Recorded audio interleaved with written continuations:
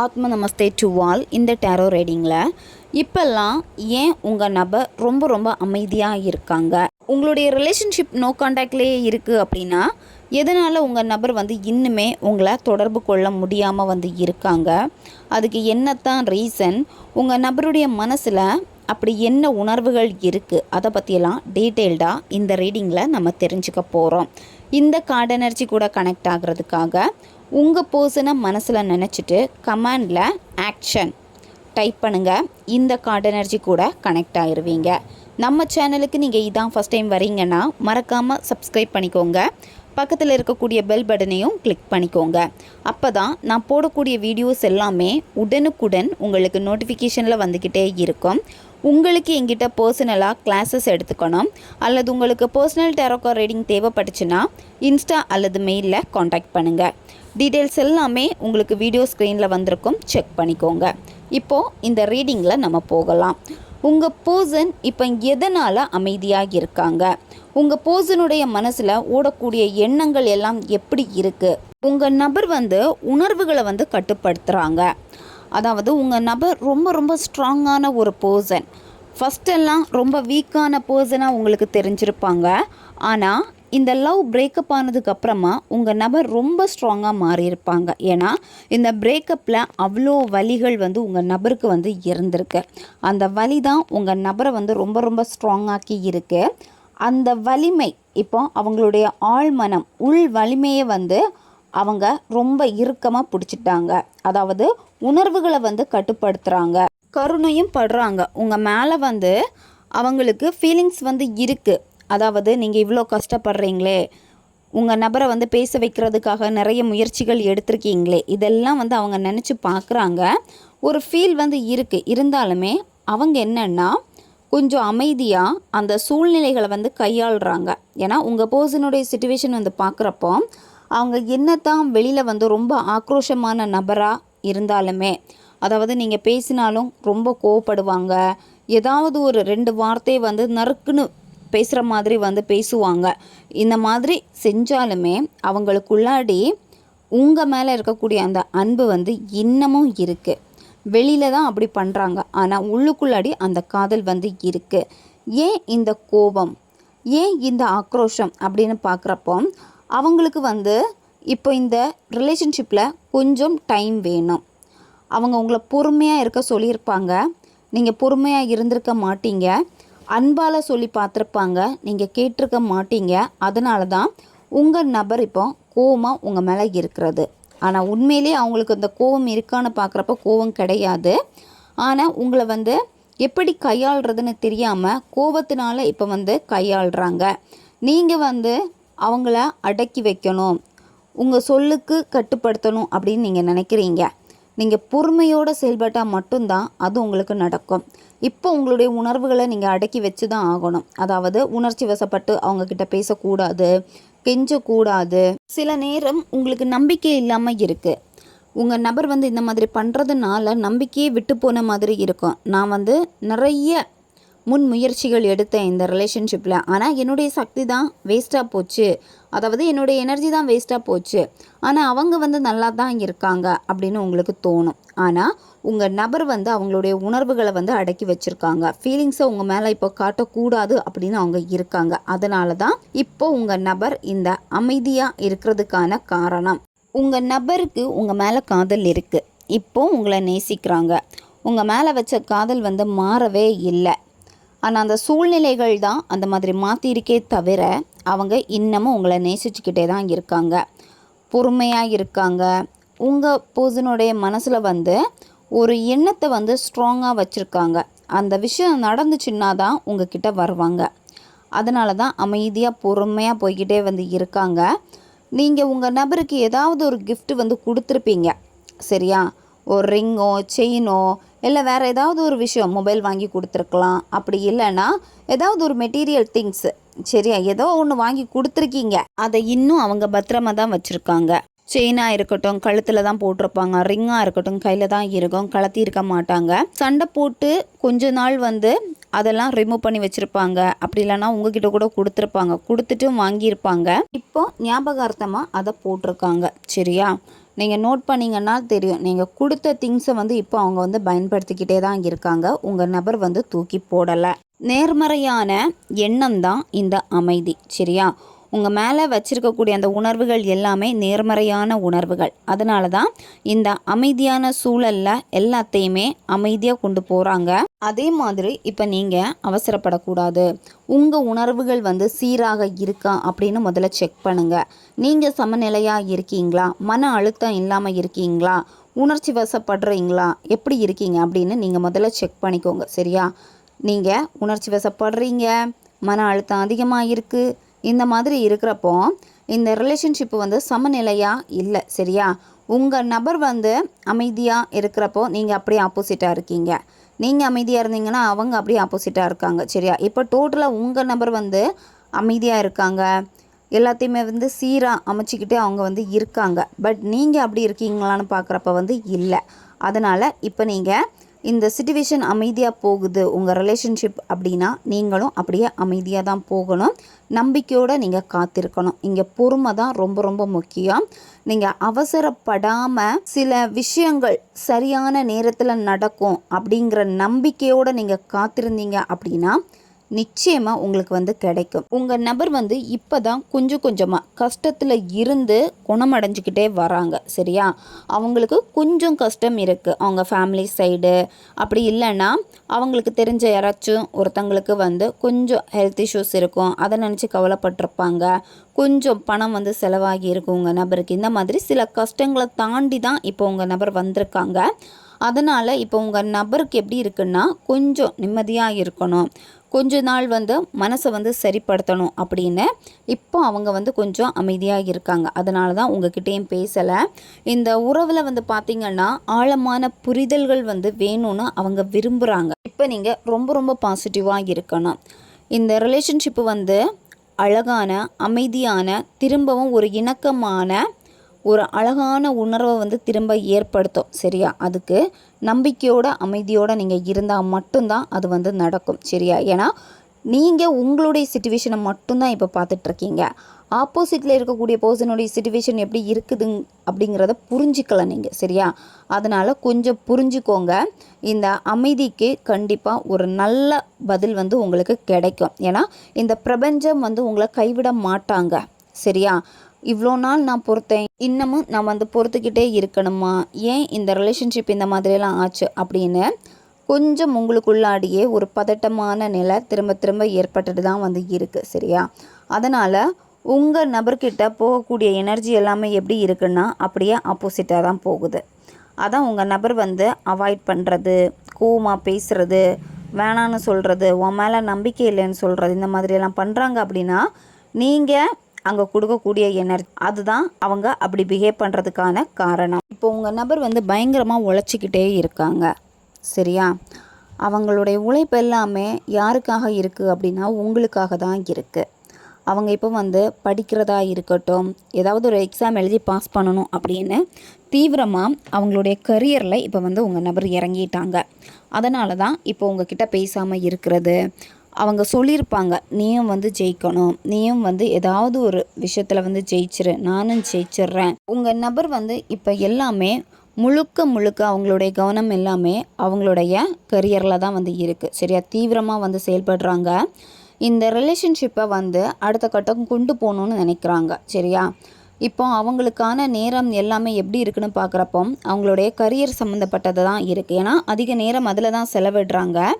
அவங்களுடைய ஒவ்வொரு முயற்சியும் வந்து அவங்க இனியும் வீணாக்க விரும்பலை. உறவில் வந்து அவசரப்படக்கூடாது அப்படின்னு நினைக்கிறாங்க. அதாவது இந்த ரிலேஷன்ஷிப்பில் மெதுவாக நிதானமாக வளரட்டும், நம்பிக்கை மட்டும் இருந்தால் போதும் அப்படின்னு சொல்லிட்டு தான் அவங்க வந்து விலகி நிற்கிறாங்க. ஆனால் சில நேரம் நீங்கள் வந்து திடீர்னு மாறிடுவீங்க. அதாவது இந்த அமைதியை வந்து உடச்சி விட்டுட்டு சண்டை போடுற மாதிரியே நீங்கள் போயிடுவீங்க. ஏன்னா இந்த அன்பை வந்து நீடித்த ஒரு அன்பாக கொண்டு போகணும் அப்படின்னு நீங்கள் ஆசைப்படுறீங்க. உங்கள் நபர் என்ன பண்ணுறாங்க அப்படின்னு பார்க்குறப்போ அவசரப்படலை ரிலேஷன்ஷிப்பில். ஏன்னா அவங்களுக்குன்னு சில பிரச்சனைகள் இருக்குது. அதை வந்து அவங்க சரி பண்ணணும். அதே மாதிரி இந்த ரிலேஷன்ஷிப்லேயும் உங்கள் நபருக்கு வந்து பிரச்சனைகள் வந்து இருக்குது. சரியா, நீங்கள் சேர்றது மற்றவங்களுக்கு பிடிக்காம இருக்கும். அது மட்டும் இல்லாமல் இந்த ரிலேஷன்ஷிப்பு சேரவே கூடாது அப்படின்னு நிறைய பேர் வந்து திட்டம் போட்டு வச்சுருக்காங்க. நிறைய விஷயங்கள் வந்து இருக்குது, பிரச்சனைகள். அதை சரி பண்ணணும். இந்த மாதிரி இருக்கிறதுனால தான் கடின உழைப்பை வந்து அவங்க வந்து போடுறாங்க. சரியா, இந்த உறவை வந்து சிறப்பாக மாற்றணும் அப்படின்னு உங்கள் நபர் ரொம்ப ரொம்ப விரும்புகிறாங்க. அதனால தான் இப்போ நீங்கள் அமைதியாக நம்பிக்கையோடு நீங்கள் காத்திருக்கணும். இந்த நபர் வந்து உங்கள் மேலே உண்மையான கவனத்தை தான் செலுத்திக்கிட்டே இருக்காங்க. சரியா, அவங்களுக்கு உங்கள் மேலே கவனம் வந்து இருக்குது. உங்களை நோட் பண்ணிக்கிட்டு தான் உங்கள் நபர் வந்து இருக்காங்க. சரியா, அவங்க என்ன விரும்புகிறாங்கன்னா நீங்கள் ரொம்ப சந்தோஷமாக இருக்கணும்னு அவங்க வந்து விரும்புகிறாங்க. நீங்கள் இந்த மாதிரி சேடாக இருக்கக்கூடாது அப்படின்னு அவங்க வந்து நினைக்கிறாங்க. அதே மாதிரி இந்த ரிலேஷன்ஷிப்பை எப்படி பெஸ்ட்டாக மாற்ற முடியுமோ அதுக்கான முயற்சிகள் வந்து எடுக்கிறாங்க. நீங்கள் நோ கான்டாக்டில் இருக்கீங்கன்னா உங்களுக்கு தெரியாது இந்த மாதிரியான விஷயங்கள் நடக்கிறது. இப்போ உங்கள் நபர் உங்ககிட்ட பேசிகிட்டு இருக்காங்கன்னா இதை எல்லாமே உங்ககிட்ட சொல்லியிருப்பாங்க. உங்கள் நபருக்கு வந்து உங்களை இழக்கிறதுக்கு விருப்பமே கிடையாது. சரியா, இந்த ரிலேஷன்ஷிப்பை அவங்க ஹாப்பியாக கொண்டு போகணும் அப்படின்னு நினைக்கிறாங்க. அதனால் உங்கள் நபர் முழுக்க முழுக்க கவனம் செலுத்துறது எதுலன்னு பார்க்குறப்ப அவங்களுடைய கரியர். அந்த லட்சியத்தை அடைஞ்சிட்டாங்க அப்படின்னா என்ன வேணும்னாலும் உங்கள் நபரால் செய்ய முடியும். உங்கள் ரிலேஷன்ஷிப்பை கண்டிப்பாக உங்கள் நபர் விரும்புகிற மாதிரியே எடுத்துக்க முடியும். ஏன்னா அவங்களுக்கு இப்போ வந்து சவால்கள் வந்து இருக்குது. சரியா, பிரேக்கப்பில் இருந்து நீங்கள் இப்போ பேச ஸ்டார்ட் பண்ணியிருக்கீங்க அப்படின்னா உங்கள் நபர் வந்து கொஞ்சம் கொஞ்சமாக உங்களை புரிஞ்சுக்கணும்னு நினைக்கிறாங்க. உங்ககிட்ட மறுபடியும் இணக்கமாக பழகணும், அதாவது பழைய மாதிரி அந்த பாண்டிங்கை கொண்டு வரணும் அப்படின்னு சொல்லிட்டு உங்களுக்கு பிடிச்ச மாதிரி அவங்கள கொஞ்சம் கொஞ்சமாக மாற்றிக்கிட்டே வராங்க. உங்கள் நபருடைய ஆக்டிவிட்டீஸ் எல்லாம் செக் பண்ணிங்கனாலே தெரியும் உங்களுக்காக தான் ஒவ்வொன்றும் பண்ணுறாங்க அப்படின்னு. நீங்கள் ஆட்டோமேட்டிக்காக புரிஞ்சிருப்பீங்க உங்கள் நபர் வந்து எவ்வளோ உங்களை நேசிக்கிறாங்க அப்படிங்கிறத அவங்க இப்போ உங்களுக்கு தெரிவிச்சுக்கிட்டே இருக்காங்க. அதாவது ஒவ்வொரு வாட்டியும் வந்து அதை வந்து உணர்த்துறாங்க உங்களுக்கு. சிலருக்கு அதாவது நீங்கள் நோ கான்டாக்டில் இருக்கீங்க அப்படின்னா உங்களுக்கு என்ன தோணும்னா, இப்போ இந்த நபர் வந்து உங்களை கண்டுக்கலை, அவங்க வந்து மாறிட்டாங்க, அவங்க வந்து ரொம்ப தூரமாக போகிறாங்க, என்னை விட்டு ஒவ்வொரு நாளுமே விலகி விலகி தான் போகிறாங்க அப்படின்னு உங்களுக்கு தோணுது. அது ஏன் தோணுது அப்படின்னா உங்களுடைய மனநிலைமை. சரியா, உங்கள் மனநிலைமை அப்படி இருக்கிறதுனால தான் அந்த மாதிரியெல்லாம் வந்து தோணுது. உங்கள் நபர் உங்களை வேணான்னு சொல்லிட்டு இன்னொரு நபர்கிட்ட பேசியிருக்காங்க, தேர்ட் பார்ட்டி கிட்ட. ஆனால் அந்த உறவில் வந்து உங்கள் நபருக்கு முழுசாக ஒரு திருப்தி கிடையாது. அதாவது உங்கள் மேலே காமிச்ச அந்த அன்பு அந்த பர்சன் மேலே இருக்கா அப்படின்னு பார்க்குறப்ப ரொம்ப குறைவு தான். சரியா, அந்த ரிலேஷன்ஷிப்பில் வந்து பெரிய அளவுக்கு வந்து சந்தோஷமும் வந்து அவங்களுக்கு வந்து கிடையாது. இருந்தாலுமே அவங்க சந்தோஷமாக இருக்கிற மாதிரி காமிக்கிறாங்க. இதில் ஒரு சிலர்னா நீங்கள் கோவத்தில் இன்னொரு ரிலேஷன்ஷிப்புக்கு போயிருப்பீங்க, உங்கள் நபரை வந்து வெறுப்பேற்றுறதுக்காக நீங்கள் போயிருப்பீங்க. ஆனால் இந்த ரிலேஷன்ஷிப் வந்து சுத்தமாக உங்களுக்கு வந்து பிடிக்கலை. சரியா, நீங்கள் வந்து ட்ரை பண்ணியிருக்கீங்க உங்கள் நபரை வந்து மறக்கணும், இந்த ரிலேஷன்ஷிப்பில் வந்து சந்தோஷமாக வாழணும் அப்படின்னு. ஆனால் இந்த ரிலேஷன்ஷிப் வந்து உங்களுக்கு சந்தோஷத்தை தரலை. உங்கள் மனசில் யார் இருக்கிறாங்கிறத நீங்கள் புரிஞ்சுக்கிட்டீங்க. இருந்தாலுமே மாற்ற முயற்சி பண்ணுறதுக்காக இப்போ அடுத்த ரிலேஷன்ஷிப்புன்னு நீங்கள் போயிருக்கீங்க. பட் அந்த இடத்துலையும் ஒரு சந்தோஷம் வந்து உங்களுக்கு கிடைக்கல. சரியா, ஸோ கண்டிப்பாக அந்த ரிலேஷன்ஷிப்பில் இருந்து, அதாவது இப்போ கரண்டாக ஒரு ரிலேஷன்ஷிப்பில் நீங்கள் போயிருக்கீங்க அப்படின்னா உங்கள் மனசில் இருக்கிறது உங்களுடைய நபர். ஆழமான அன்பை வந்து இந்த நபர்கிட்ட தான் நீங்கள் உணர்ந்திருக்கீங்க. சரியா, அதனால் உண்மையான மகிழ்ச்சி எங்கே இருக்கோ அங்கே தான் உங்கள் மனசு வந்து அலைஞ்சிக்கிட்டே இருக்குது. திரும்பவும் உங்கள் நபர்கிட்ட தான் நீங்கள் போய் நிற்க போகிறீங்க. இந்த ரிலேஷன்ஷிப் வந்து உங்களுக்கு ஒரு டெம்பரரி ரிலேஷன்ஷிப்பாக தான் நீங்கள் வச்சுருக்கீங்க. இந்த ரிலேஷன்ஷிப்பை சீரியஸாக கொண்டு போகணுன்னு நினச்சோம், கொஞ்ச நாள்லே வந்து நீங்கள் மாறிட்டீங்க. அதாவது உங்கள் மனசில் யார் இருக்காங்கிறத தெரிஞ்சிடுச்சு. சரியா, சில நேரம் வந்து பார்த்திங்கன்னா ரிலேஷன்ஷிப்பில் ஏற்பட்ட முடிவுகள் வந்து வலியை பயங்கரமாக கொடுத்துருக்கு. நேசித்தவங்களை விட்டு பிரிகிறப்போ அது கஷ்டமாக இருந்தாலுமே நீங்கள் பார்த்துக்கலாம் அப்படின்னு சொல்லிட்டு தான் இந்த ரிலேஷன்ஷிப்புக்கு நீங்கள் வந்திருக்கீங்க. ஆனால் இனிமேல் இதிலேருந்து நீங்கள் வெளியேறுவீங்க. இப்போ நீங்கள் டெம்பரரியாக பேசிகிட்டு இருக்கீங்களா, அதிலேருந்து வெளியே வந்துடுவீங்க. வந்துட்டு உங்கள் லைஃப்பில் வந்து கொஞ்ச நாள் நீங்கள் பிரேக் எடுப்பீங்க. அதாவது யாருமே வேணாம் அப்படின்னு ஒரு தனிமையை விரும்புவீங்க. அந்த தனிமையை விரும்புகிறப்ப உங்களுக்கு ஒரு புதிய தொடக்கம் வந்து கிடைக்கும். சரியா, பிரபஞ்சம் வந்து உங்களுக்கான ஒரு புதிய பாதையை வந்து வச்சுருக்காங்க. முதல்ல நீங்கள் யாருங்கிறத உணரணும். உங்கள் மனசில் உண்மையாலுமே என்ன உணர்வுகள் இருக்குன்னு அதை நீங்கள் புரிஞ்சுக்கணும். அதை புரிகிறப்ப தான் கரெக்டான அந்த பர்சன்கிட்ட பிரபஞ்சம் உங்களை கொண்டு போய் சேர்ப்பாங்க. சரியா, நீங்கள் விலக நினச்சாலுமே உங்கள் நபருடைய மனசில் நீங்கள் தான் இருக்கீங்க. அதனால் நீங்கள் விலகி போக மாட்டீங்க. இப்போல்லாம் ரொம்ப பயம் உங்களுக்கு வந்துடுச்சு. சில நேரம் நீங்களே முடிவெடுத்துட்டீங்க, இந்த ரிலேஷன்ஷிப்புக்கு எனக்கு வேண்டவே வேண்டாம், இதிலேருந்து எப்படியாவது நான் விலகிறணும், வேறு ரிலேஷன்ஷிப்புக்கு நான் போயிடணும் அப்படின்னு வந்து நீங்கள் நினைக்கிறீங்க. அதுக்கான முயற்சிகள் வந்து நீங்கள் எடுக்கிறீங்க, சரியா? அதாவது ஃபஸ்ட்டு கொஞ்சம் முன்னாடி பார்த்த மாதிரி டெம்பரரி ரிலேஷன்ஷிப்பு, ஆனால் இருந்தாலுமே அதிலேருந்து விலகுவீங்க. எங்கே ஓடி ஒளியணும்னு நினச்சாலுமே உங்களால் ஓடி ஒளிய முடியாது. ஏன்னா இந்த லவ் வந்து போன ஜென்மத்துடைய தொடர்பு. அதனால தான் வந்து பார்த்திங்கன்னா அவ்வளோ சீக்கிரமாக உங்கள் மனசுலேருந்து தூக்கி எறிய முடியலை. அவ்வளோ அழுக, ஏன்டா இவங்கள என்னுடைய வாழ்க்கையில் பார்த்தேன் அப்படின்னு கூட நீங்கள் நினச்சிருக்கீங்க.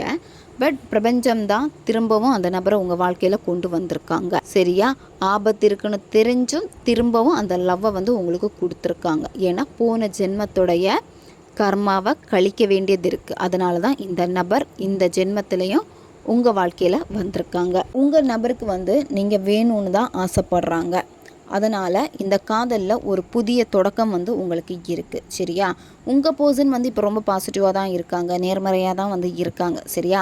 அவங்களுடைய எனர்ஜியில் வந்து எந்த விதமான மாற்றங்களும் வந்து கிடையாது. ஆனால் நீங்கள் பார்க்கக்கூடிய அந்த கண்ணோட்டங்கள் தான் வந்து வேறு மாதிரி இருக்கிறதுனால உங்கள் நபர் வந்து இன்னும் விலகி போகிறாங்களே அப்படின்னு உங்களுக்கு தோணுது. ஆனால் இந்த காதலில் ஆல்ரெடி புதிய அத்தியாயம் வந்து தொடங்கிடுச்சு, சரியா? இன்னும் அது அமைதியாக போகுது அப்படின்னா உங்கள் நபருக்குன்னு சில கடமைகள் இருக்குது. அதை சக்ஸஸ் பண்ணிட்டு தான் உங்ககிட்ட வந்து வருவாங்க, சரியா? நம்பிக்கையோடு உங்ககிட்ட வருவாங்க. நீங்கள் அந்த பழைய விஷயங்களை வந்து மறந்துட்டு உங்கள் நபருக்காக நீங்கள் கொஞ்சம் வெயிட் பண்ணுங்கள், சரியா? ஏன்னா அவங்க சிச்சுவேஷனையும் நீங்கள் கொஞ்சம் பார்க்கணும். உங்கள் நபர் வந்து உங்ககிட்ட வரப்போ இந்த காதலில் எந்த விதமான நிபந்தனைகளும் போட மாட்டாங்க, பயமும் இருக்காது, சரியா? ஒரு தூய்மையான காதலாக தான் இருக்கும். ஏன் அப்படின்னா மற்றவங்க பேரண்ட்ஸ் வந்து சம்மதிச்சிருக்க மாட்டாங்க. பேரண்ட்ஸுனால் வந்து உங்கள் நபருடைய மனசு மாறி போயிருக்கும், தேர்ட் பார்ட்டினால் மனசு மாறி போயிருக்கும். இந்த மாதிரி சில பிரச்சனைகள் இந்த ரிலேஷன்ஷிப்பில் இருக்குது, சரியா? இனிமேல் அதில் எந்த நிபந்தனையும் இருக்காது, அதாவது எந்த பிரச்சனையும் இருக்காது. எல்லாத்தையுமே உங்கள் நபர் சமாளிச்சிருவாங்க. சமாளிச்சுட்டு உண்மையாக உங்களுக்காக வந்து நிற்பாங்க. உங்கள் நபரே சொல்லுவாங்க, என்ன நடந்தாலும் பார்த்துக்கலாம், நான் இருக்கேன், நீ தைரியமாக இரு அப்படின்னு உங்ககிட்ட சொல்லுவாங்க. முன்னாடியெல்லாம் பயந்துட்டு ஓடின நபர் இனிமே பயப்பட மாட்டாங்க. ஏன்னா உங்கள் நபர் ஒரு விஷயத்த சாதிக்கணும்னு நினச்சிருக்காங்க, அதை சாதிச்சிட்டாங்க அப்படின்னா இந்த தைரியம் உங்கள் நபருக்கு வந்து வரும். என்ன நடந்தாலும் பார்த்துக்கலாம், நான் இருக்கேன் அப்படின்னு சொல்லிட்டு அவங்க ரிஸ்க் எடுப்பாங்க. ரிஸ்க் எடுக்க தயங்கவே மாட்டாங்க. இந்த ரிலேஷன்ஷிப்பில் நீங்கள் வேணும், அதுக்காக என்ன வேணும்னாலும் பண்ணலாம் அப்படின்னு உங்கள் நபர் தான் நிற்க போகிறாங்க. உங்கள் மேலே உங்கள் நபருக்கு முழு நம்பிக்கை வந்து இருக்குது, சரியா? நீங்கள் வந்து கவலைப்பட்டுகிட்டே இருக்கீங்க, ஃப்யூச்சரில் என்ன ஆக போகுதோ இந்த ரிலேஷன்ஷிப் அப்படின்னு கவலைப்பட்டுட்டே இருக்கீங்க. ஆனால் நீங்கள் ஃப்யூச்சரை பற்றி கவலைப்படக்கூடாது. இப்போ நீங்கள் ப்ரெசண்டில் வாழுங்க, சரியா? இப்போ உங்கள் லைஃப் எப்படி போயிட்டுருக்கோ, உங்களுக்கு என்னென்ன கரியரில் வந்து ஜெயிக்கணும்னு நினைக்கிறீங்களோ அதை நீங்கள் முதல்ல நீங்கள் செய்யுங்க, சரியா? ப்ரெசண்டில் மட்டும் கவனம் செலுத்துங்க. அன்றாட வாழ்க்கையில் வந்து உங்களுடைய டெய்லி ரொட்டீனில் என்னென்ன செய்யணுன்னு இருக்கோ அதை நீங்கள் ப்ராப்பராக நீங்கள் செஞ்சுக்கிட்டே வாங்க. ஒவ்வொரு நிமிஷத்தையும் உங்களுக்காக நீங்கள் வாழுங்க, போதும். எதிர்காலத்தை பற்றி கவலை வேண்டாம். பழைய முடிஞ்சு போன விஷயங்களை நினச்சி கவலைப்படவும் இங்கே தேவையே கிடையாது. இந்த ரிலேஷன்ஷிப்பில் முழு நிறைவு வந்து உங்களுக்கு கிடைக்கும், அதாவது முழுமையான நிறைவு வந்து கிடைக்கும்.